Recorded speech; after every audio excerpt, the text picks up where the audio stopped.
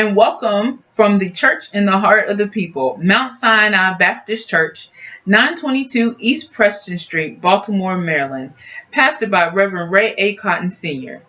On behalf of the Education Ministry, under the leadership of Miss Wendy Prelude, we present to you our Heroes of the Bible devotional. For the month of August, each week we will present to all who are listening and viewing a different Bible hero. The lessons of the Bible are not just for youth, but for everyone to learn the blessings of God. Jesus often taught in parables so that his word became digestible for all who encountered him. Now, for the youth of Mount Sinai, we have a very special Heroes Challenge.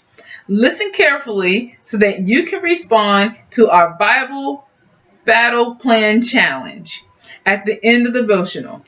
The first 5 responses within the first 5 days will receive a special gift and be rewarded in a special way from the Education Ministry. You can send your response or your reactions to the Mount Sinai email address spelled mtSinaiyam7@gmail.com. You can also leave a comment if your parents allow on our Facebook page, Mount Sinai Baptist Church Facebook, or our YouTube channel. We will again have a special surprise to recognize you in a very special way to the first 5 responses within the first 5 days. So let's get started. What comes to mind when you hear the word hero? A guy who flies around on a cape? A superstar athlete that can throw a ball, shoot, or kick a ball better than anybody else? Someone who runs into burning buildings to save a person's life? Or a soldier on the front lines fighting for freedom? If you ask 10 different people, you will certainly get 10 different answers.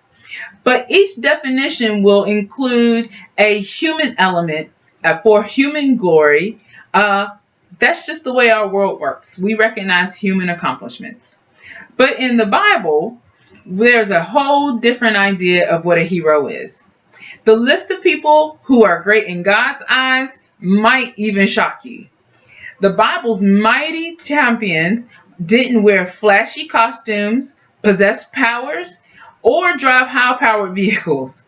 They didn't inspire action heroes, bobblehead dolls, or blockbuster movies.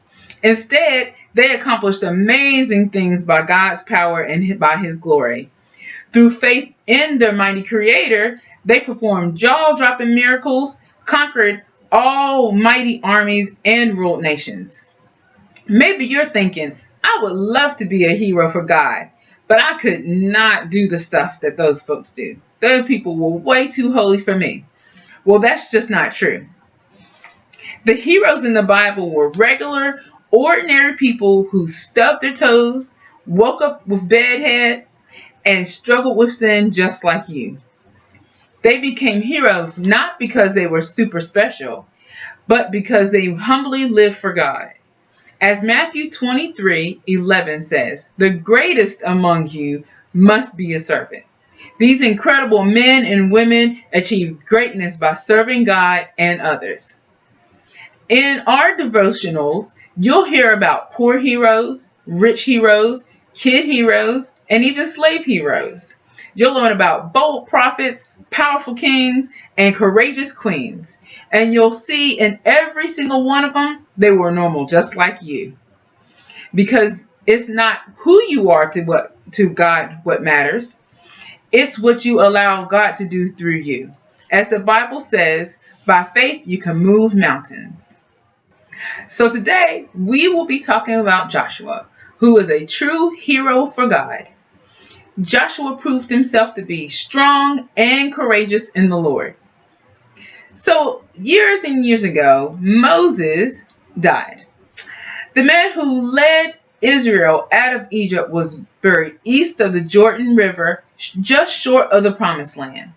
Hundreds and thousands of Israelites from the Egyptian Exodus were also gone. They had perished while wandering in the desert for 40 years. This was punishment for fearing the Canaanites more than trusting God. Now Moses' assistant, Joshua, was ready to lead Israel into the land that God had promised to Abraham hundreds of years earlier. But Canaan was filled with mighty fortresses, a powerful enemy armies, and what's more, a scary race of giants who have frightened Israel's previous generation. They still lived in that land. Imagine how nervous Joshua must have felt. Moses was gone. The huge task of conquering Canaan fell all upon his shoulders. As Joshua prepared to enter the land, God commanded him to be strong, be courageous, and fear was not allowed. God said, "This is my command. Be strong and courageous. Do not be afraid and do not be discouraged. For the Lord your God is with you wherever you go." That can be found in Joshua 1st chapter, 9th verse. So let's break the message down a little bit. Every hero is supposed to be strong and courageous, right? After all, when have you ever been excited to see a superhero on your shows or in Fortnite or in any other thing you do, and that hero was very sad and worried and trembled all the time? Would you have been excited? But the challenges facing Joshua were really huge. But wasn't it okay for him to be fearful just a little bit? The Bible calls fear sin. Fear shows a lack of trust in God. When you give into fear, it's like saying, this danger or this problem I'm facing is way more powerful for God. And that's just not true. To help Joshua be strong and courageous, God reminded him who he was. God gave him reminders in the book of Joshua, different pointers that he could take so that he would not be scared anymore. In Joshua, the 1st chapter, 1st verse through 9, he said things like, God always keeps his promises. God blesses and protects his people. No one can change God's plan. And God is with his people wherever they go. Joshua's reasons for being strong and courageous had nothing to do with himself. They were all about who God was. It applies to us as well, me too, even as an adult. The God of Joshua's day is the same today.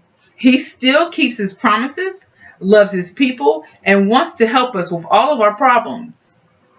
Even COVID, going to school, walking down the street, friends and foes, he wants to help us with every last one of our problems. Because of who God is, we don't have to fear. We can be strong and courageous when we trust his unchanging character, love, and power. So now here is our challenge, our battle plan challenge. The next time you are fearful, we want you to reach out and read Joshua 1, 7 through 9, and read those verses as if God was talking to you. Those words just weren't for Joshua in his situation. They were for us too. So what we want you to do is the next time you feel fearful, do that, read it to yourself. Send us that message, that response to our challenge, to the email address we talked about, or the Facebook page, or YouTube. If you're not feeling fearful in the next 5 days, think back to the types of things that you've encountered over the last year that you might have been fearful. Read those verses and send us a message telling us that you did it and how it felt and what you think going forward. Remember, we can be strong and courageous in the Lord because of everything that he has done for us through Jesus Christ. If God is willing to sacrifice his own perfect son on the cross for us, he certainly can do everything to our challenges and help us out. I hope you've enjoyed your message. Look forward to the next weeks of lessons, and we will see you soon. Bye.